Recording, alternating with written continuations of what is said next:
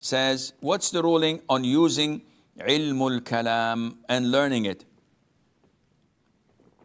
while giving dawah?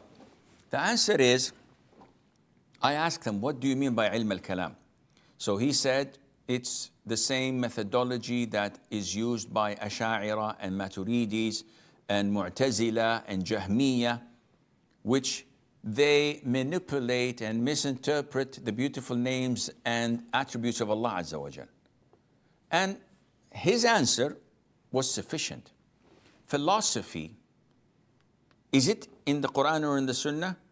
No. Did the Prophet teach his companions philosophy? No. Did the companions teach the tabi'een taught it to the tabi'een? No. It came in later centuries when money was so available that the rulers of the Muslim empire gave the weight of books translated from the Greeks and the Byzantines to Arabic in gold. So everybody started taking all the trash these nations had, translating it into Arabic. This is when the Muslims were exposed to such philosophy, which had nothing to do with Islam. And then they went to, I wouldn't say the second level, to the lower level of implementing this philosophy with Allah the Almighty.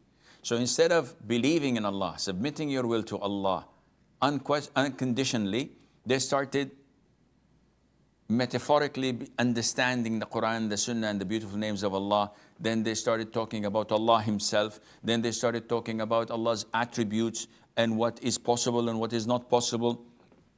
All of this took many of them out of the fold of Islam.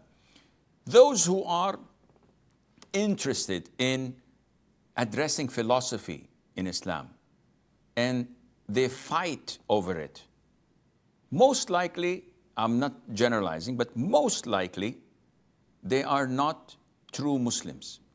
They have grains of hypocrisy in their hearts because they see the people who follow the Quran and the Sunnah and how strict they are in following the Quran and Sunnah, and they don't like this. So they want to make a name to themselves. And they can't do that by just following the Quran and Sunnah because they'll be like everybody else. So how can they stand out in a crowd?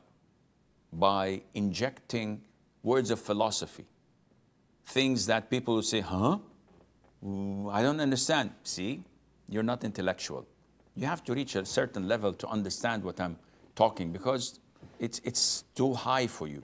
So they started talking nonsense, a lot of baloney in Islam, and people were so shocked, jaws were dropping because this is almost blasphemous what they're saying, but nobody has the knowledge to refute that because it sounds illogical to even talk about it.